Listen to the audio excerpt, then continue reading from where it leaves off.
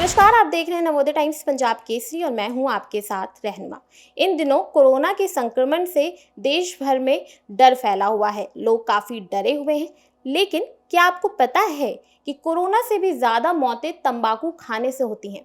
जी हाँ, बिल्कुल ये बात सच है। आपको थोड़ी सुनने में अटपटी ज़रूर लग रही होगी, लेकिन एक रिपोर्ट में पाया गया है कि कोरोना से जो मौत हुई है उनका आंकड़ा तंबाकू से होने वाली मौतों से कम है। तो उसके बावजूद भी लोग तंबाकू को नज़रअंदाज कर रहे हैं और लगातार कंज्यूम कर रहे हैं। चाहे बूढ़ा हो या युवा हो, सभी तंबाकू खा रहे हैं किसी ना किसी रूप में। चाहे वो धूम्रपान कर रहे हों या गुटखा खा रहे हों या खैनी खा रहे हों। और आजकल तो नए नए रूप आ गए हैं तंबाकू के, जैसे कि वेपिंग, ई सिगरेट और हुक्का। तो इन्हीं सब बिंदुओं पर बातचीत करने के लिए आज हम मौजूद हैं कैलाश दीपक हॉस्पिटल में। और हमारे साथ मौजूद हैं बहुत ही जाने माने डॉक्टर सौरभ जी, जो हमें बताएंगे कि तंबाकू कितनी जानलेवा है। बहुत बहुत स्वागत है सर आपका नवोदय टाइम्स पंजाब केसरी में। मैं doctor Saurabh Mukherjee, senior consultant surgical oncology, Kailash Deepak hospital से हूँ। मैं कैंसर का सर्जन हूँ। हमारे पास काफ़ी पेशेंट आते हैं कैंसर के सर्जरी के लिए, और उन्हीं में मोस्टली पाया जाता है कि किसी न किसी तरीके से वो लोग पुराने या पास्ट टाइम में तंबाकू का सेवन करते हैं, या तो सिगरेट हो या खैनी हो या पान मसाला हो, ऐसे टाइप। तंबाकू से कौन कौन से कैंसर हो सकते हैं सर? तंबाकू से कई किस्म के कैंसर होता है। पहले तो तंबाकू दो किस्म के होते हैं। एक है स्मोकलेस, जैसे में खैनी, सुपारी, पान मसाला ये होता है। दूसरा होता है स्मोक, जो सिगरेट होता है। अब आप देखेंगे तो तंबाकू से पहला तो है मुंह का कैंसर, लैरिंग्स, फेरिंग्स, फूड पाइप का जो इसोफेगस है, लंग कैंसर, 90% लंग कैंसर तंबाकू से एसोसिएटेड है। स्टमक कैंसर है, कोलन का, बरियात की नली का कैंसर, साथ में किडनी का कैंसर, यूरिनरी ब्लडर, पैंक्रियास का कैंसर जो बहुत ही खतरनाक माना जाता है। फीमेल में cervical cancer is associated with smoking. आजकल का जो युवा है वो वेपिंग करता है, ई सिगरेट लेता है, और उनका तर्क ये है कि इन सब ये ज़्यादा खतरनाक नहीं होता क्योंकि इसमें तंबाकू कम होता है। तो ये मिथ है? मैम, तंबाकू तो होता है, कम अमाउंट में होता है, बट अभी शोध चल रहा है, काफ़ी स्टडीज़ चल रही है। इसमें निकल के आ रहा है कि इससे भी कैंसर हो सकता है। बहुत सारे स्टडीज़ में ये पाया गया है कि ई सिगरेट जो होता है वहाँ से लंग कैंसर हो सकता है या मुंह का कैंसर हो सकता है। सो मेरे हिसाब से तो ये सब बढ़ावा नहीं देना चाहिए, बंद कर देना चाहिए। तंबाकू से रिप्रोडक्टिव हेल्थ पे कितना असर पड़ता है? मैम, जो तंबाकू का जो लंबे टाइम तक जो सेवन करते हैं, वैसे महिलाओं का फर्टिलिटी रेट कम होता है, तो उनका जो प्रजनन का जो क्षमता होता है वो भी कम होती है। तो मेल या फीमेल किसको ज़्यादा असर पड़ता है इससे? फीमेल्स को ज़्यादा पड़ता है, बट मेल्स अगर क्रोनिक स्मोकर हो तो उनका जो स्पर्म का क्वालिटी है या जो मोटिलिटी है वो भी काफ़ी कम होता है। तो अल्टीमेटली जाके फर्टिलिटी रेट जो होता है वो काफ़ी कम देखा गया है।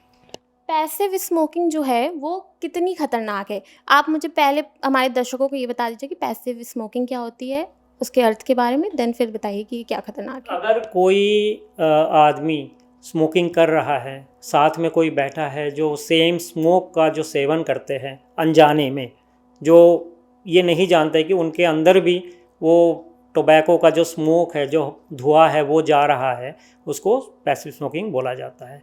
पैसिव स्मोकिंग का भी असर बहुत ख़राब होता है। लंग कैंसर का एक बहुत बड़ा रीज़न पैसिव स्मोकिंग भी है। और ये देखा गया है कि जो एक्टिव स्मोकिंग करते हैं उनसे बिल्कुल बराबर का ही असर रहता है पैसिव स्मोकिंग में भी। कई लोग ये सोचते हैं कि थोड़ा सा स्मोक करने से या थोड़ा तंबाकू लेने से ज़्यादा असर नहीं होता। अगर वो हफ्ते में एक बार कर रहे हैं या महीने में 4-5 बार हो गया, तो इससे उनकी सेहत पे उतना असर नहीं पड़ेगा। ये धारणा जो है बिल्कुल गलत है। कम अमाउंट में हो बट लंबे टाइम तक अगर कोई सेवन करता हो तो डेफिनेटली जितना भी कैंसर का रिस्क है वो बढ़ता जाता है। एक सवाल मेरा ये है कि अक्सर लोग ऐसा कहते हैं कि उनको स्ट्रेस होता है इसलिए वो स्मोक करते हैं, और उनका स्ट्रेस स्मोक करने से कम हो जाता है। अक्सर युवा यही बात कहता है। ये मैडम एक्चुअली साइकोलॉजिकल इशू होता है। ऐसे कोई स्टडीज़ नहीं है जिसमें ये देखा गया है कि अगर कोई स्मोक करता है तो स्ट्रेस कम होता हो, बल्कि उनमें ये देखा गया है कि जो स्ट्रेस रिलेटेड जो हार्मोन्स है वो बढ़ जाता है। तो ये तो बेसिकली एक मिथ है, दिस इज़ नॉट ट्रू। या साइकोलॉजिकल होता है, वो रिलेट करता है कि हाँ मैं स्मोक कर रहा हूँ तो मेरा स्ट्रेस कम हो रहा है, बट अल्टीमेटली नहीं होता है।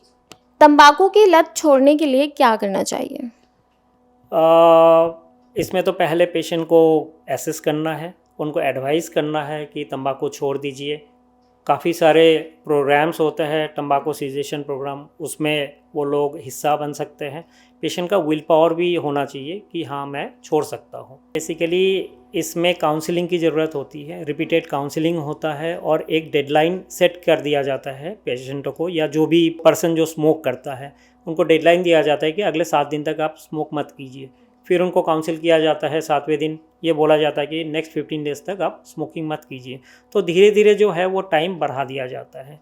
एक टाइम के बाद उनको खुद ही महसूस होगा कि उनको रिपल्शन हो रहा है, स्मोकिंग का जो स्मोक है, तंबाकू का जो स्मोक है, उसका जो लत है वो धीरे धीरे ख़त्म होता जाता है। पहला टारगेट तो हमारा ये होना चाहिए काउंसलिंग।